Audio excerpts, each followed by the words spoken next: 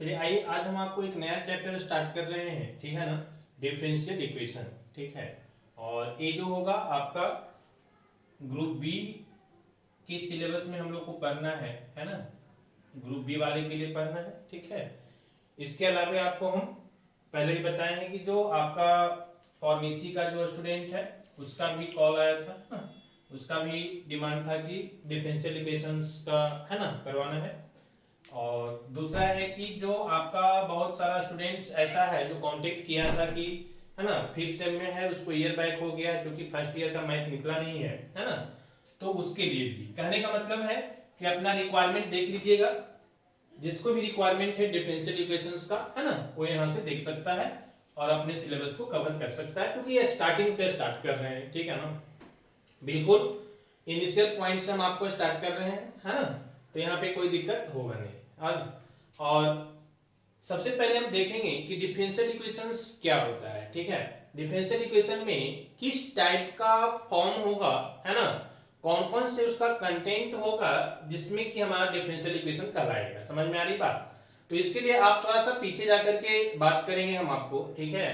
पीछे जाकर बात क्या करेंगे कि हम आपको बताए थे कि फंक्शन, जब हम फंक्शन को डिफाइन किए थे तो हम बोले थे कि वहां पे हमारे दो तरह का वेरिएबल होता है, एक डिपेंडेंट वेरिएबल होता है और एक इंडिपेंडेंट वेरिएबल होता है, ठीक है ना। तो डिपेंडेंट वेरिएबल हमारा क्या था y और इंडिपेंडेंट क्या था x, आपको याद होगा, है ना। उसी फंक्शन को हम डिफरेंशिएट करते हैं। समझ में आ रही बात। डेरिवेटिव जब हम पढ़ रहे थे, डिफरेंशिएशन पढ़ रहे थे, तो फंक्शन को हम तो डेरिवेटिव करते हैं ना, यहां तक हम बताए थे आपको। अब क्या है कि डिफरेंशियल इक्वेशन है तो सिंपल सी बात है कि डिफरेंशियल फॉर्म में ही होगा तभी डिफरेंशियल इक्वेशन कहलाएगा। और डिफरेंशियल फॉर्म में होने का मतलब क्या है कि आ तो डीवाई अपॉन डीएक्स के फॉर्म में हो या फिर सेकेंड ऑर्डर का भी डेरिवेटिव हो सकता है। अब यहाँ पे कुछ बच्चों को कंफ्यूजन होगा सेकेंड ऑर्डर डेरिवेटिव का मतलब क्या होता है ना। क्योंकि हम लोग डिफरेंशिएशन पढ़ रहे थे तो उसमें रिक्वायरमेंट आया नहीं था कि सेकेंड ऑर्डर डेरिवेटिव निकालना है। समझ में आ रही बात। ये आता है जैसे अलजेब्रा में आप मैक्सिमम मिनिमम पढ़ते हैं तो वहां पे आपको सेकेंड ऑर्डर डेरिवेटिव करना पड़ता है।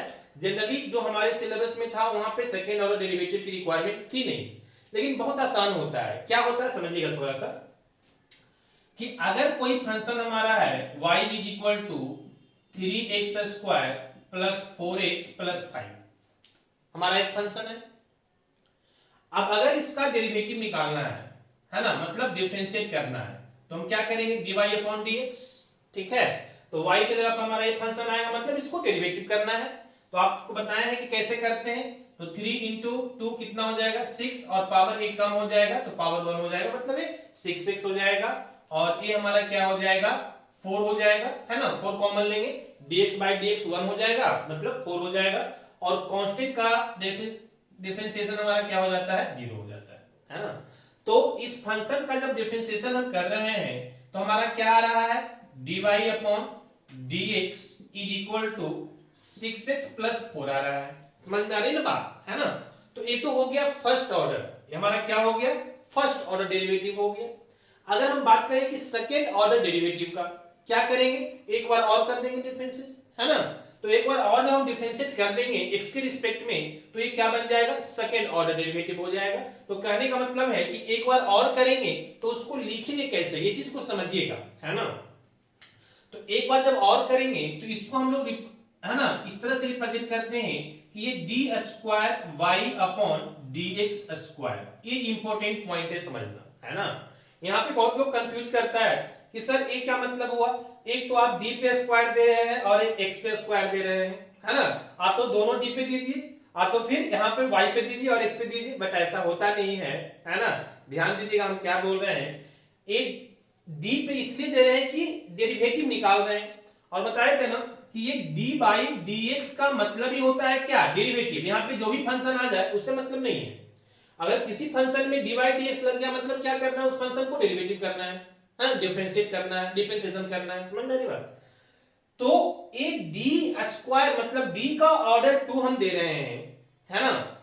इसके मतलब ये हुआ कि एक डेरिवेटिव जो है वो एक बार नहीं, इस फंक्शन को कितने बार कर रहे हैं 2 बार कर रहे हैं।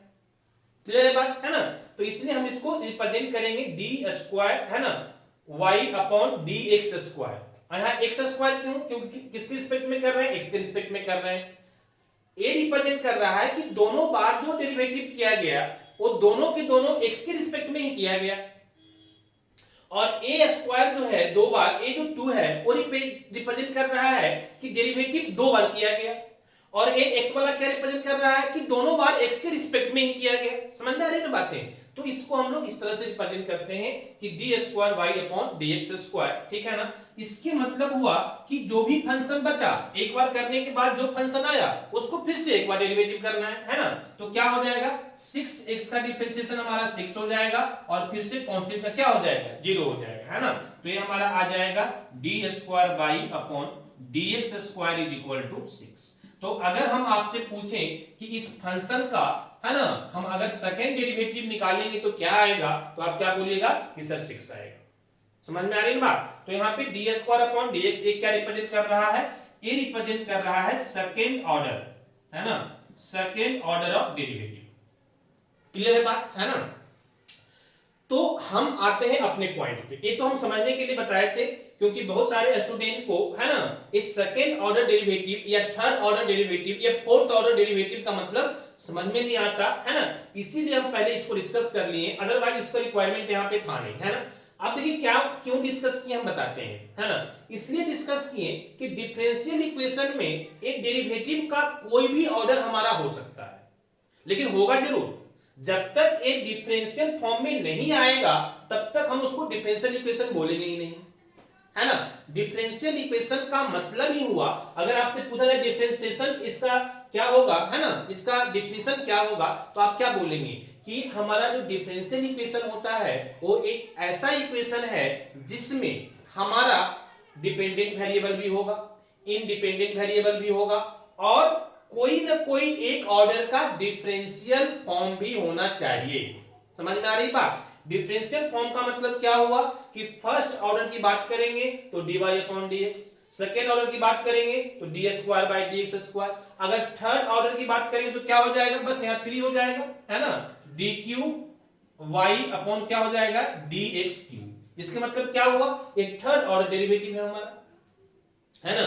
यहाँ पे हम बताएंगे, है ना, डिफिनेशन के बाद एक बेसिक कॉन्सेप्ट देने के बाद हम ये भी बताएंगे कि किसी भी डिफरेंशियल इक्वेशंस का उसका ऑर्डर और उसका डिग्री, ये दोनों चीज जानना होता है। एग्जाम में पूछता है कि कोई डिफरेंशियल इक्वेशन आपको दे देगा और बोलेगा कि इसका ऑर्डर कितना है बताइए, इसका डिग्री कितना है बताइए। समझ में आ रही बात? तो ये हम आपको डिटेल्स में और डिस्कस करेंगे। बस सिंपली अभी आपको इतना समझना है कि डिफरेंशियल फॉर्म का मतलब क्या हुआ, डेरिवेटिव का मतलब क्या हुआ। वो आ तो dy अपॉन dx है, तो फर्स्ट फॉर्म में, फर्स्ट ऑर्डर में, दिस इज सेकेंड ऑर्डर में, दिस इज थर्ड ऑर्डर में, इसी तरह से ऑर्डर बढ़ते जाएगा। समझ में आ रही बात? कहने का मतलब है कि इसका ऑर्डर कुछ भी हो सकता है। देखिए यहाँ पे ध्यान दीजिए, अगर एक dy अपॉन dx है, समझ में आ रही बात, है ना, ये क्या हो सकता है, d square y upon D x square हो सकता है। तीसरा क्या हो सकता है, d cube y upon D x पे पावर 3, इसका कोई लिमिट नहीं है, ये आगे बढ़ते जा सकता है ना, आगे आपको बढ़ते जा सकता है। और फाइनली हम इस तरह से रिप्रेजेंट करते हैं कि ये हो सकता है d n y upon D x पे पावर ए। ये समझते हैं ना जनरल फॉर्म। इसका मतलब क्या हुआ कि ये 3 4 हो सकता है, 5 हो सकता है, 6 हो सकता है, 7 हो सकता है, कुछ भी हो सकता है। तो एन के जगह पे क्या हो गया, 1 से लेके कोई भी नंबर हो सकता है। समझ में आई बात, है ना। लेकिन ध्यान रखिएगा पॉजिटिव नंबर जनरली होता है, ठीक है। तो ये हमारा रिप्रेजेंट करता है ना, कि ऑर्डर ऑफ डिफरेंशियल इक्वेशंस, ठीक है।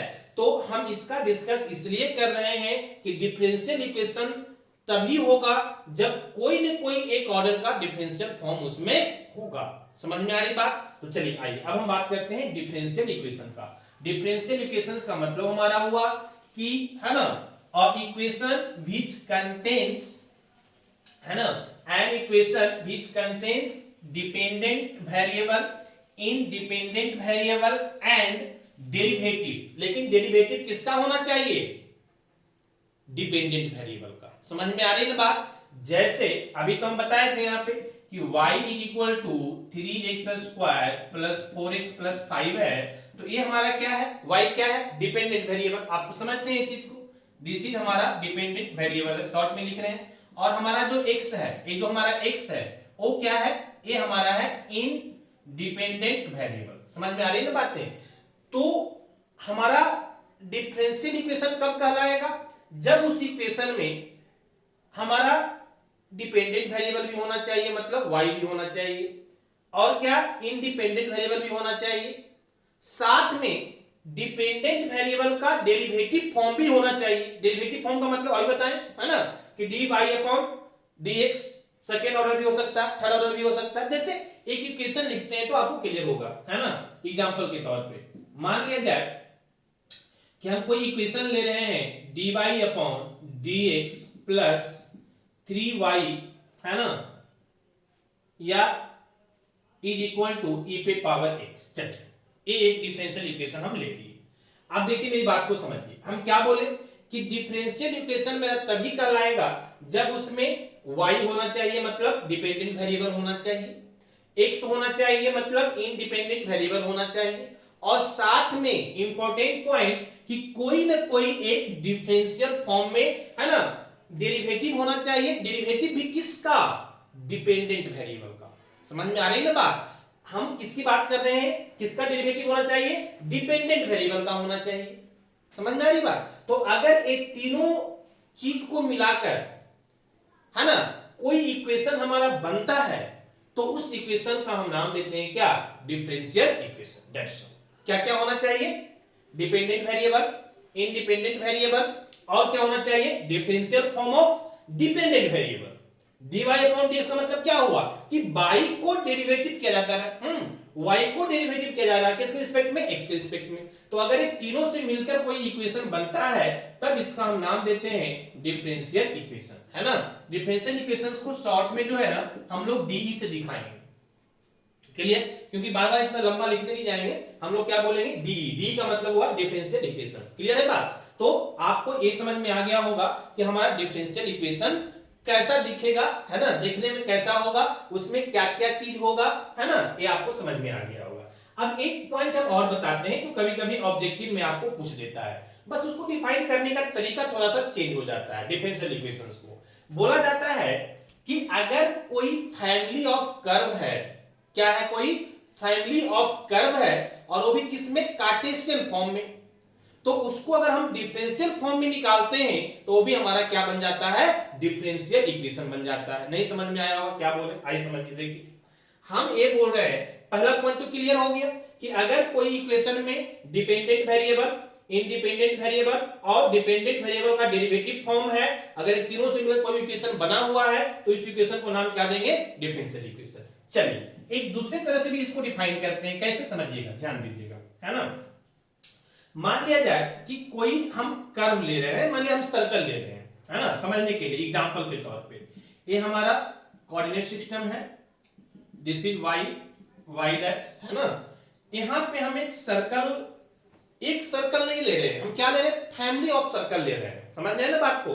फैमिली ऑफ सर्कल का मतलब हुआ कि एक सर्कल नहीं होगा, है ना, मतलब एक ही जैसा बहुत सारा सर्कल हो सकता है। तो हम एक ऐसा सर्कल ले रहे हैं जिसका सेंटर कहां है? ओरिजिन पे है। तो मान लिया जाए कि ए एक सर्कल है और ये क्या है? एक सर्कल नहीं है, this is family of circle, मतलब बहुत सारा सर्कल होगा, है ना। सर्कल की जगह पे कोई दूसरा भी हो सकता है कर्व।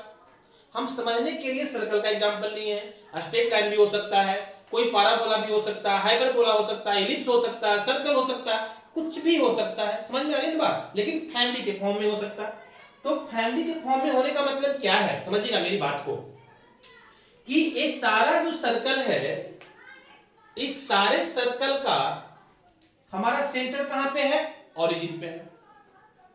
समझ में आ रही बात? तो ये हमारा ओरिजिन पे इसका सेंटर है, ठीक है। और तो इसका इक्वेशन क्या होगा? आप जानते हैं कि वैसा सर्कल जिसका सेंटर ओरिजिन पे होता है उसका इक्वेशन हम लोग कैसे लिखते हैं? x² + y² = r²। ये पढ़ा चुके हैं सर्कल में, आपको पता भी होगा, ठीक है। अब देखिए यहाँ पे r क्या है? r जो है एक आर्बिट्री कांस्टेंट है। r क्या है? आर्बिट्रेरी कांस्टेंट है। आर्बिट्रेरी कांस्टेंट होने का मतलब होता है कि देखो कोई एक सर्कल के लिए, मान लीजिए पहला वाला सर्कल के लिए हम बात कर रहे हैं, तो ये r का वैल्यू क्या है? फिक्स है, फिक्स है ना, कांस्टेंट है। लेकिन क्या सारे सर्कल के लिए ये r का वैल्यू कांस्टेंट है? नो। ये सिर्फ एक सर्कल के लिए, जो पहला छोटा वाला सर्कल है उसके लिए ये r का वैल्यू क्या रहेगा, कांस्टेंट रहेगा। लेकिन जैसे ही सर्कल चेंज करेगा, हम दूसरे सर्कल पे आएंगे, इसका r का वैल्यू क्या कर जाएगा, चेंज कर जाएगा। तो कहने का मतलब हुआ कि वैसा कांस्टेंट जो किसी एक पार्टिकुलर सर्कल के लिए या किसी एक पार्टिकुलर कंडीशन के लिए कांस्टेंट रहे, और जैसे ही कंडीशन चेंज हो, जैसे ही कर्व चेंज हो, उसका कांस्टेंट चेंज हो जाए, ऐसे कांस्टेंट को हम लोग क्या बोलते हैं, आर्बिट्रेरी कांस्टेंट बोलते हैं। समझ में आ रही? तो हमारा r जो यहाँ पे है, दिस इज कॉल्ड, है ना, आर्बिट्रेरी कांस्टेंट। क्लियर है बात? आर्बिट्रेरी कांस्टेंट का मतलब समझ में आया कि एक खास सर्कल के लिए r का वैल्यू कांस्टेंट है, लेकिन जैसे ही सर्कल चेंज हुआ, r का वैल्यू क्या हो जाएगा, चेंज हो जाएगा। एक कांस्टेंट होता है एब्सोल्यूट कांस्टेंट, जो कि मान लीजिए फिक्स है, मान लीजिए 4 है, ये क्या है, एब्सोल्यूट कांस्टेंट है, ये कभी चेंज नहीं हो सकता। लेकिन ये क्या है, एक एब्सोल्यूट नहीं है यार, ये क्या है, आर्बिट्रेरी कांस्टेंट है कि एक पार्टिकुलर कंडीशन के लिए कांस्टेंट है, कंडीशन चेंज होगा मतलब कर्व चेंज होगा, कांस्टेंट का वैल्यू क्या हो जाएगा, चेंज हो जाएगा। क्लियर है बात? तो अगर कोई हमारे पास फैमिली ऑफ कर्व है, जैसे फैमिली ऑफ सर्कल हम लिए हैं, तो ये जो हमारा इक्वेशन है ये किस फॉर्म में है, ये हमारा कार्टेशियन फॉर्म में है। किस फॉर्म में है, कार्टेशियन फॉर्म में है। समझ में आ रही बात? अगर इसी को हम डिफरेंशियल फॉर्म में ले आएंगे तो ये हमारा क्या कहलाएगा, डिफरेंशियल इक्वेशन कहलाएगा। जैसे ध्यान दीजिएगा, मान लिया जाए कि हमारे पास जो इक्वेशन है x² + y² = r², यही है ना? समझ में आ रही बात? चलिए अब हम इसको डिफरेंशिएट करते हैं दोनों साइड, है ना। दोनों साइड डिफरेंशिएट करेंगे तो क्या मिलेगा, यहाँ x के रिस्पेक्ट में, है ना। देखिए यहाँ पे किसके रिस्पेक्ट में है, x के रिस्पेक्ट में। तो ये हमारा मिल जाएगा x² का 2x, इसका कितना हो जाएगा 2y * dy/dx। ये समझ में आता है ना, है ना, बहुत आसान है। नहीं समझ में आता तो ध्यान दीजिए क्या करते हैं, जैसे y² हुआ, है ना, तो y² का कितना हो गया 2y, और फिर से हम y को क्या करते हैं, x के साथ डिफरेंशिएट करते हैं। सेम काम यहां भी किए हैं, x² का 2x हो गया, और फिर से x को क्या करते हैं, डिफरेंशिएट करते हैं, लेकिन 2x इंटू फिर से x को x के साथ करेंगे ना, ये कैंसिल होकर के 1 हो जाएगा। लेकिन y में ऐसा नहीं होगा, y² का 2y हुआ, और फिर से क्या करेंगे, dy को x के साथ, तो ये तो कैंसिल होगा नहीं, dy/dx।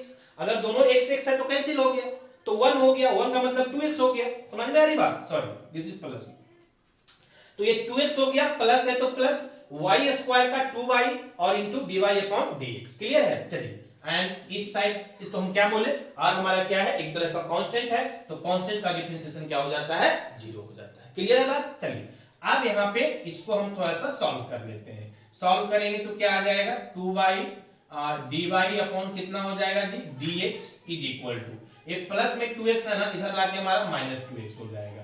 हमको अगर लिखना चाहेंगे dy/dx तो कितना हो जाएगा, -2x, और यहां से आके -2y हो जाएगा डिवाइड, तो ये 2y हो जाएगा, y 2 कैंसिल हो जाएगा, हमारा क्या बच जाएगा, dy/dx = -x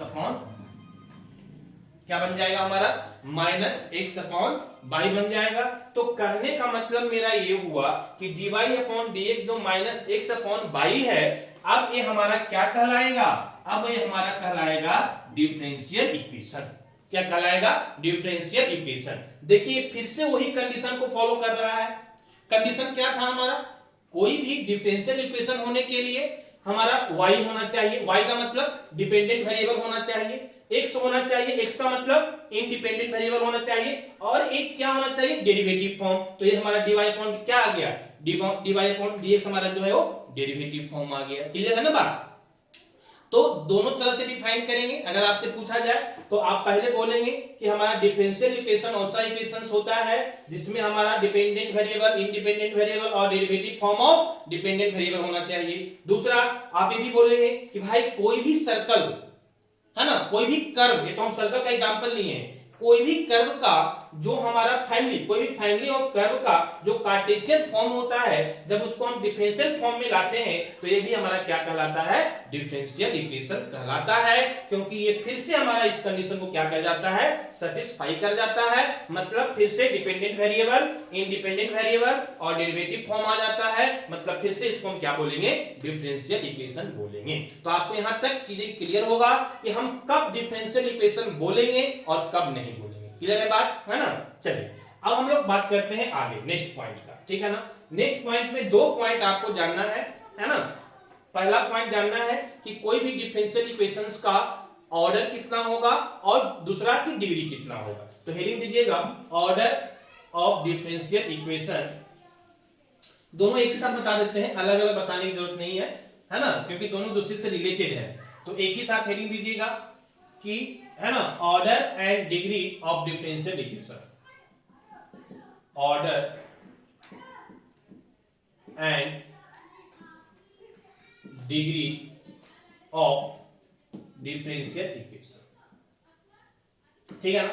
डिफरेंशियल इक्वेशंस दोनों अलग अलग चीज है, ध्यान रखिएगा कि ऑर्डर क्या होता है और डिफरेंशियल इक्वेशन का डिग्री क्या होता है, हम इसके बारे में समझेंगे। बहुत इंपॉर्टेंट पॉइंट है, बहुत आसान भी है, ठीक है ना। देखिए ध्यान दीजिए क्या करेंगे। मान लिया जाए कि कोई भी हम इक्वेशन ले लेते हैं, जैसे इसके पहले में एक इक्वेशन आपको बताए थे, क्या बताए थे कि सपोज दैट कि dy/dx है ना, और प्लस 2y या 3y कुछ भी ले लीजिए इज इक्वल टू e पे पावर x, है ना। अब हमको क्या बताना है, ऑर्डर एंड डिग्री। ध्यान से सुनिएगा, एकदम बहुत आसान है, बस एक पॉइंट याद रखना है ना। 1 से 2 पॉइंट में आपका काम हो जाएगा। क्लियर है। क्या बताना है हमको, ऑर्डर बताना है और डिग्री बताना है, ठीक है ना। ऑर्डर और डिग्री बताने के लिए हम अभी बताए थे आपको कि डिफरेंशियल इक्वेशंस का ऑर्डर बहुत सारा हो सकता है। अभी आपको याद होगा कि हम बताए थे कि dy/dx भी हो सकता है जी, d²/dx² भी हो सकता है जी, ये आपका dq/dx³ भी हो सकता है, और इसी तरह से आगे की ओर जो है वो बढ़ते जा सकता है, और फाइनली कुछ भी हो सकता है। जनरल फॉर्म में हम लिख सकते हैं dn/dx पे पावर n कुछ भी हो सकता है, 1 2 3 4 5 6 7। समझ में आ रही है ना बात। चलिए, तो कहने का मतलब हुआ कि सबसे पहले हम देखेंगे कि हमारा इक्वेशन में, है ना, हाईएस्ट ऑर्डर कौन सा है। हाईएस्ट ऑर्डर का मतलब हुआ कि यहां पे तो एक ही ऑर्डर में दिया हुआ है, हो सकता है कि हमारे पास सेकेंड ऑर्डर भी होता और फर्स्ट ऑर्डर भी होता, हो सकता है कि हमारे पास थर्ड ऑर्डर भी होता और सेकेंड ऑर्डर भी होता। समझ में आ रही बात। तो हम पहले देखेंगे कि हाईएस्ट ऑर्डर वाला हमारा कौन सा है। समझ में आ रही बात। जैसे इस इक्वेशंस में तो एक ही है ना, और इसका ऑर्डर कितना है, 1 है ना, n जगह पे कितना है, 1 है। समझ में आ रही बात। तो सबसे पहले हम देखेंगे कि हाईएस्ट ऑर्डर वाला टर्म कौन है। अगर हमारा हाईएस्ट ऑर्डर वाला टर्म मिल गया कि ये हमारा हाईएस्ट ऑर्डर का है, तो भाई कितने ऑर्डर का है, तो 1, n की जगह पे कितना है, 1, तो हमारा फर्स्ट ऑर्डर हो गया। तो हम सिंपली बोल देंगे कि सर इसका जो ऑर्डर हो जाएगा वो 1 ऑर्डर का है। क्लियर है बात, है ना। अगर यहां पे 2 ऑर्डर होता तो हम क्या बोलते, 2 होगा। अभी हम एक और एग्जांपल लेंगे तो क्लियर होगा। पहले समझिए क्या हम करते हैं, सबसे हाईएस्ट ऑर्डर वाला को चूज करेंगे, जो उसका हाईएस्ट ऑर्डर है वही उसका ऑर्डर कहलाएगा। समझ में आ रही बात। अब रह गया बात डिग्री का। डिग्री किसको बोलेंगे, है ना। तो आपको इस जो हाईएस्ट ऑर्डर वाला टर्म है उसका डिग्री देखना है। तो इस पे पावर कितना है, अगर पूरे पे हम पावर की बात करें तो कितना है, 1 है ना। तो जो इसका पावर है ना वही क्या कहलाएगा, डिग्री कहलाएगा। समझ में आ रही बात। तो ये पूरे पे पावर हमारा कितना है, 1 है। तो कहने का मतलब हो गया कि यहां से हमारा डिग्री कितना हो गया, डिग्री इज इक्वल टू भी 1 हो गया। समझ में आ रही बात। तो इसका ऑर्डर भी 1 हो गया और डिग्री भी 1 हो गया। क्लियर है। अब आई देखिए हम आपको, है ना, मिक्स करके लेते हैं। यहाँ तो एक ही ऑर्डर का था, है ना, हम आपको मिक्स कर लेते हैं ऑर्डर को। क्या मिक्स कर लेते हैं, समझिए मेरी बात को। कहने का मतलब है कि आपका सेकेंड ऑर्डर का भी है d² प्लस 3 इंटू dy/dx, है ना, and plus 2y is equal to sine of x। चलिए, अगर कोई ऐसा इक्वेशन है हमारे पास, सपोज दैट, है ना, सपोज दैट कि हमारा कुछ इस टाइप का इक्वेशन है।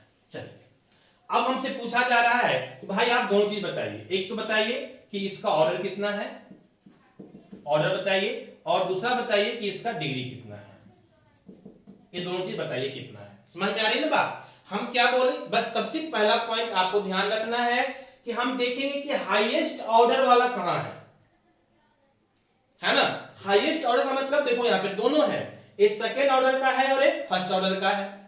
लेकिन हम किसको देखेंगे, हाईएस्ट ऑर्डर वाला को। हाईएस्ट ऑर्डर हम बार बार इसलिए बोल रहे हैं कि हमारा 3 भी हो सकता है, 4 भी हो सकता है, 5 ऑर्डर भी हो सकता है, तो इसीलिए हम कोई ये नहीं बोल रहे कि फर्स्ट ऑर्डर को देखो या सेकेंड ऑर्डर को देखो, नहीं, हाईएस्ट ऑर्डर को देखेंगे। समझ में आ रही है बात? तो यहाँ पे हाईएस्ट ऑर्डर हमारा कौन सा है? 2 है, तो सिंपली हमारा ऑर्डर कितना हो गया? क्लियर है? अब अगर हमारे पास बात करेंगे डिग्री का, तो हाईएस्ट ऑर्डर का डिग्री कितना है हम वो देखेंगे। समझ में आ रही बात? तो कहने का मतलब ऐसा है कि देखो यहां पे ध्यान दो, अगर इस पे पावर जो है 3 रहता, समझ में आ रही बात, तो हम क्या करते, हमारा डिग्री कौन कहलाता? अभी हम बताएं कि जो मैक्सिमम पावर होगा ना वही हमारा क्या कहलाएगा? डिग्री कहलाएगा। तो यहां पे बोलोगे सर इस पे तो पावर नहीं कुछ है, मतलब कितना है? 1 है पावर पूरे पे, सेकेंड ऑर्डर पे, और यहां पे पावर कितना है? 3 है, तो हाईएस्ट पावर तो मेरा ये हुआ, तो डिग्री कितना होना चाहिए? 3। नहीं, गलत हो जाएगा। इसीलिए हम बार बार इस चीज को बोल रहे हैं कि हम किसको देखेंगे? हाईएस्ट ऑर्डर को पहले हम देखेंगे। हाईएस्ट ऑर्डर पे जो पावर है वही हमारा क्या कहलाएगा? पावर कहलाएगा और डिग्री कहलाएगा। समझ में आ रही बात? तो ऐसा में कंफ्यूजन बिल्कुल नहीं करना है कि सर यहां पे पावर 3 है, यहां पे पावर 1 है, तो कौन सा डिग्री होगा? तो नहीं, देखना है कि यहां पे पावर तो 3 है लेकिन ऑर्डर किसका ज्यादा है? इसका ज्यादा है, तो हाईएस्ट ऑर्डर पे जो मैक्सिमम पावर होगा वही हमारा डिग्री कहलाएगा। क्लियर है बात? इस पॉइंट को एकदम सेट कर लेना कि हाईएस्ट ऑर्डर पे जो मैक्सिमम पावर होगा वो हमारा क्या कहलाएगा? डिग्री कहलाएगा। समझ में आ रही बात? तो यहां पे हमारा डिग्री कितना हो जाएगा? 3 नहीं होगा, कितना होगा? 1, क्योंकि हाईएस्ट ऑर्डर हमारा ए है और इस पे पावर मैक्सिमम कितना है? 1 है। क्लियर है बात? है ना? हाँ, अगर इस पे पावर 2 होता है ना तो हमारा क्या हो जाता? डिग्री 2 हो जाता। क्यों? क्योंकि हाईएस्ट ऑर्डर का मैक्सिमम पावर, तो हाईएस्ट ऑर्डर का मैक्सिमम पावर कितना है? 2 है, तो डिग्री कितना हो जाता? 2 हो जाता। समझ में आ रही है बात? तो इस तरह से है ना, अगर यहाँ पे 1 है तो डिग्री हमारा कितना होगा? 1 होगा। तो इस तरह से जो है हम बताते हैं कि हमारा है ना ऑर्डर कितना है और डिग्री कितना है। क्लियर है ना बात? कभी कभी आपको क्या होगा ना कि कुछ कैलकुलेशन करना पड़ेगा, आप डायरेक्ट जो है उसको आप नहीं बता पाएंगे। समझ में आ रही बात? तो कुछ इस टाइप का भी क्वेश्चंस होता है कि कभी कभी आपको कुछ कैलकुलेशन उसमें करना पड़ेगा। समझ में आ रही बात? तो अगर कुछ ऐसा रिक्वायरमेंट होता है कैलकुलेशन करने का तो हम लोग करेंगे, हम कोशिश करते हैं एक एग्जाम्पल आपको लेते हैं है ना उस टाइप का, और हम आपको वो बता देते हैं ताकि आपको समझ में आ जाए कि कैलकुलेशन करने वाला कैसा होगा। ठीक है, जैसे देखिए एक क्वेश्चन आपको दिया है यहाँ पे, है ना, क्वेश्चन दिया हुआ है y is equal to x into d Y upon D x plus root under 1 plus d Y upon D x का होल स्क्वायर। समझ में आ रही बात? है ना, y is equal to x d Y upon D x plus root under 1 plus d Y upon D x का whole square. चलिए, ये हमारे पास एक क्वेश्चन दिया हुआ है, हमसे पूछा जा रहा है कि आप बताइए कि इसका ऑर्डर कितना होगा, है ना, और इसका डिग्री कितना होगा, दोनों चीज। समझ में आ रही बात? अब हम क्या करेंगे? कुछ समझ में आ रहा है क्या? नहीं। अब यहां पे आपको कंफ्यूजन हो जाएगा कि सर ये रूट में है, ए फर्स्ट ऑर्डर है, ए भी फर्स्ट ऑर्डर है का स्क्वायर है, तो क्या ये स्क्वायर को देखने क्या? नहीं, ये किसके अंदर में है? रूट के अंदर में है। पहले आपको क्या करना पड़ेगा? रूट को हटाना पड़ेगा। समझ में आ रही बात? तो ऐसे क्वेश्चंस के लिए हम लोग क्या करते हैं कि सबसे पहले रूट को हटाते हैं। समझ में आ रही बात? तो रूट को हटाने के लिए क्या करना होगा? स्क्वायर करना होगा। सिंपल सी कॉन्सेप्ट है ना? तो ये वाला टर्म को इधर ले आइए और इसको स्क्वायर कर लीजिए तो रूट आपका हट जाएगा, तो ये इधर आएगा तो ये y है, ये प्लस है तो आके ये वाला टर्म माइनस हो जाएगा dy अपॉन dx, है ना, और प्लस को आपको इक्वल कर लीजिए, है ना, ये तो इधर आ गया ना, तो ये प्लस वाला टर्म माइनस हो गया, is equal to root under 1 plus dy upon dx का होल स्क्वायर। क्लियर है बात? है ना? अब मेरी बात को ध्यान से समझिएगा क्या हम बोलना चाह रहे हैं। अब बोलेंगे कि सर आप स्क्वायर तो इसको रखते हुए भी कर सकते थे, आप इसको इधर क्यों ले आए? हम इसलिए ले आए कि अगर इसको आप स्क्वायर इधर रख के कीजिएगा ना तो थोड़ा सा लेंदी हो जाएगा, a प्लस बी के होल स्क्वायर में आएगा, वो भी इतना बड़ा टर्म है, इतना बड़ा टर्म है, थोड़ा सा मुश्किल होगा, आप कर सकते हैं, है ना, इसलिए हम क्या किए, इसको इधर ले आए, है ना। अब इसको दोनों साइड से क्या कर दीजिए? स्क्वायर। क्यों स्क्वायर कर रहे हैं? क्योंकि रूट को हटाना है। क्लियर है? अब स्क्वायर कर दिए तो ये फिर से वही कॉन्सेप्ट पे आ जाएगा हमारा, है ना, फार्मूला क्या होता है, तो ए स्क्वायर तो वाई स्क्वायर और plus B square, B square का मतलब हो जाएगा एक्स स्क्वायर, और यहाँ d Y upon D x का होल स्क्वायर हो जाएगा ना, ये पूरा का स्क्वायर करेंगे तो एक्स का स्क्वायर एक्स स्क्वायर और ये पूरा का स्क्वायर है ना d Y upon D x का होल स्क्वायर हो जाएगा। और फॉर्मूला बोलता है कि माइनस है तो माइनस 2ab, तो 2a के जगह पे y और b के जगह पे ये पूरा टर्म हो गया x into d Y upon D x, d Y upon D x. चलिए इधर क्या बच गया, इज इक्वल टू, ए रूट हट जाएगा, बाकी जो बचेगा वो बन जाएगा हमारा d Y upon D x का होल स्क्वायर। क्लियर है बात। चलिए अब यहाँ पे सॉल्व करेंगे तो हमारा क्या मिल जाएगा बताओ, ए हो जाएगा वाई स्क्वायर है ना, और ए हो जाएगा हमारा एक्स स्क्वायर, ठीक है, into d Y upon D x का होल स्क्वायर हो जाएगा। क्लियर है बात, है ना। हालांकि अब एक आपका एक सॉल्यूशन है जो कि आप सॉल्व कर सकते हैं, लेकिन अगर डिग्री और इसका हम बात करें ना तो हमारा काम अब यहीं से हो जाएगा। समझ में आ रही बात। हालांकि यहाँ पे करना क्या होता है, ध्यान दो मेरी बात को, हर एक स्टेप करने के पीछे ना कुछ रीजन होता है कि वो स्टेप को हम क्यों करने जा रहे हैं, है ना। तो देखिए यहाँ पे d Y upon D x का होल स्क्वायर, यहाँ भी क्या है d Y upon D x का होल स्क्वायर। जब दो टर्म एक ही जैसा हो तो उसको हम एक साइड कर लेते हैं, है ना, बात समझ में आ रही है। तो इसको थोड़ा सा सॉल्यूशन करना है, अदरवाइज आपको डिग्री और ऑर्डर बताना है तो अब तो ये सबको समझ में आ रहा होगा कि यहाँ पे हाईएस्ट ऑर्डर मेरा क्या है तो 1 है, यहाँ भी देखो ऑर्डर कितना है 1 है, यहाँ भी ऑर्डर कितना है 1 है। समझ में आ रही बात। तो ये दो अलग अलग है, इसको पहले एक साथ कर लेते हैं। क्या करेंगे इसके लिए समझिएगा मेरी बात को। तो यहाँ पे हमारा ये प्लस हो गया x square d Y upon D x, ये माइनस है तो माइनस रहेगा, 2x को पहले लिख लेते हैं है ना, इंटू बाई, और यहाँ पे d Y upon D x is equal to 1 plus d Y upon D x का होल स्क्वायर। क्लियर है ना। अब इधर आ जाइए थोड़ा सा समझिए। अब हम क्या कर रहे हैं, वही चीज जो हम बताए कि ये दोनों टर्म सेम है तो इसको एक साइड ले आ रहे हैं। समझ में आ रही बात। बाकी वाला को क्या कर दे रहे हैं, एक साइड कर दे रहे हैं, ठीक है। तो इसको अगर इस साइड आप लाएंगे तो क्या हो जाएगा बताइए। एक तो पहले से आपके पास है एक्स स्क्वायर है ना, ठीक है, plus x square into d Y upon D x, ये तो पहले से है ना, और इधर से हम इसको लाएंगे तो प्लस है आके माइनस हो जाएगा। कितना हो जाएगा जी, ए भी वही चीज है ना, ए बी स्क्वायर है, और d Y upon D x का ए बी स्क्वायर है ना, दोनों स्क्वायर वाला एक साथ हो गया। बाकी कौन कौन सा बच गया, बाकी बच गया प्लस वाई स्क्वायर, तो कर दीजिए प्लस वाई स्क्वायर, और कौन सा बच गया जी, तो ए तो हो ही गया, माइनस ए बच गया हमारा, तो इसको भी कर लेते हैं, है ना। आप इसको नोट डाउन कर लीजिएगा, ए वाई स्क्वायर हो गया ना, ए वाला minus 2x by d Y upon D x, और क्या बच गया, तो ये 1 भी इधर आके माइनस हो जाएगा, इधर क्या बच गया 0, ये दोनों को इधर ले आए ना तो 0 बच गया। अब आ जाइए, एक कॉमन है दोनों, देखिए इसी के लिए तो इतना करना पड़ रहा है, अदरवाइज हम यही देख के बता देते कि हमारा डिग्री और ऑर्डर क्या होगा। दोनों एक जैसा टर्म है तो इसको हम कॉमन ले लेंगे। कितना कॉमन हो जाएगा बताइए, तो यहाँ बच जाएगा एक्स स्क्वायर और यहाँ से बच जाएगा 1 है ना, और कॉमन कितना हो जाएगा, अगर कंफ्यूजन हो रहा है तो ऐसे कर लो कि D Y upon D x का होल स्क्वायर को कॉमन ले लो, D Y upon D x का होल स्क्वायर क्या हो गया, कॉमन हो गया।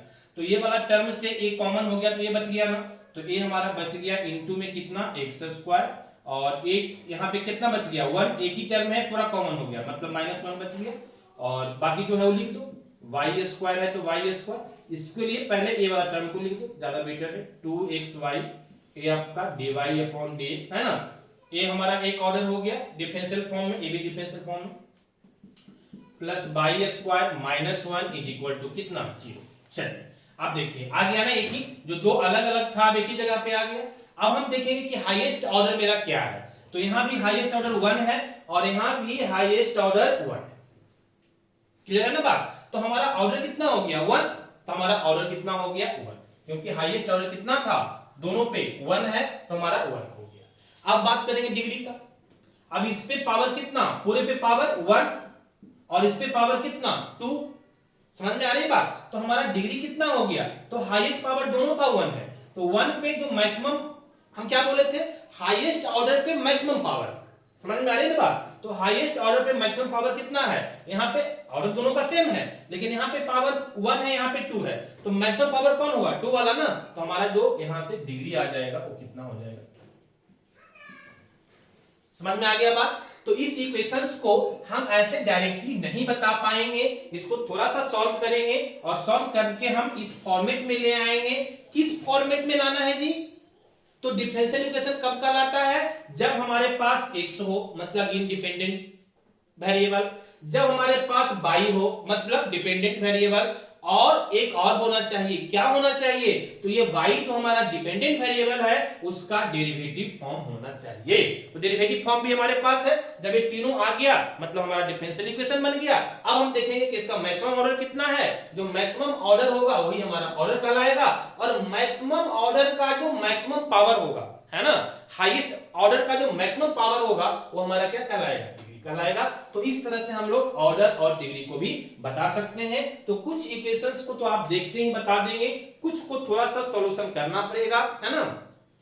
तो ये चीजें आपको आएगा जब आप क्वेश्चंस को प्रैक्टिस करेंगे, बहुत सारे क्वेश्चंस को, तब आपको क्लियर होगा कि कहां पे हमको डायरेक्ट, वो तो सिंपल सी बात है, अगर देखो इस फॉर्म में अगर हमको दिख गया कोई इक्वेशन डायरेक्ट तब तो हम देख के ही बता देंगे, लेकिन अगर रूट में है चाहे और भी कुछ अलग फॉर्म में है तो उसको हम पहले क्या करेंगे, ये जो हमारा डिफरेंशियल इक्वेशन का फॉर्म जो बोलता है उस फॉर्म में उसको लाएंगे। ये फॉर्म फिर से क्या बोलता है कि वही independent variable, dependent variable, independent और डिफरेंशियल फॉर्म। अगर इस फॉर्म में आ गया, हमारा डिफरेंशियल इक्वेशंस के फॉर्म में आ गया, हम यहाँ पे देख लेंगे कि हमारा हाईएस्ट ऑर्डर कौन सा है वही हमारा ऑर्डर होगा, हमारा मैक्सिमम पावर कितना है उस पे वही हमारा पावर होगा। ठीक है, तो हम आज सिंपल आपको 3 पॉइंट के बारे में डिस्कस किए कि डिफरेंशियल इक्वेशन हम कब बोलेंगे, किसको बोलेंगे, और डिफरेंशियल इक्वेशंस का ऑर्डर क्या होगा और डिफरेंशियल इक्वेशंस का डिग्री क्या होगा। ठीक है, तो ये 3 पॉइंट्स आप इसको करके आइएगा, बिल्कुल इनिशियल पॉइंट से हम आपको स्टार्ट कर रहे हैं, ठीक है ना। बाकी की चीजें जो है वो हम आपको देखेंगे 1 बाय 1। ओके।